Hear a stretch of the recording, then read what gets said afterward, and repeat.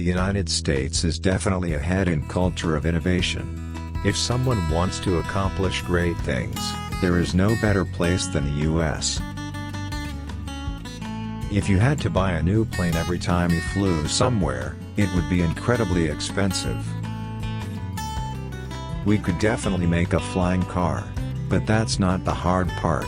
The hard part is, how do you make a flying car that's super safe and quiet? Because if it's a howler, you're going to make people very unhappy. Particularly Instagram. People look like they have a much better life than they really do. People basically seem like they are way better looking than they really are, and they are way happier seeming than they really are. I think there are more politicians in favor of electric cars than against.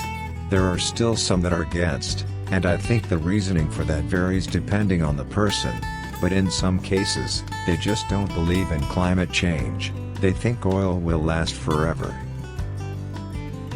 In order for us to have a future that's exciting and inspiring, it has to be one where we're a space-faring civilization. I just want to retire before I go senile, because if I don't retire before I go senile, then I'll do more damage than good at that point. The revolutionary breakthrough will come with rockets that are fully and rapidly reusable. We will never conquer Mars unless we do that. It'll be too expensive.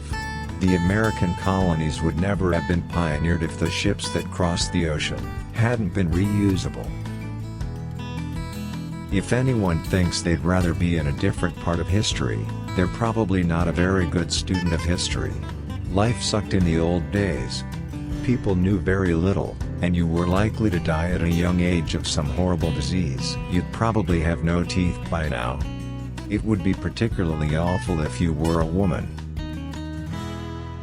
There are some important differences between me and Tony Stark, like I have 5 kids, so I spend more time going to Disneyland than parties.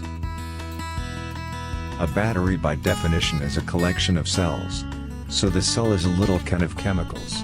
And the challenge is taking a very high energy cell, and a large number of them, and combining them safely into a large battery. The space shuttle was often used as an example of why you shouldn't even attempt to make something reusable. But one failed experiment does not invalidate the greater goal. If that was the case, we'd never have had the light bulb.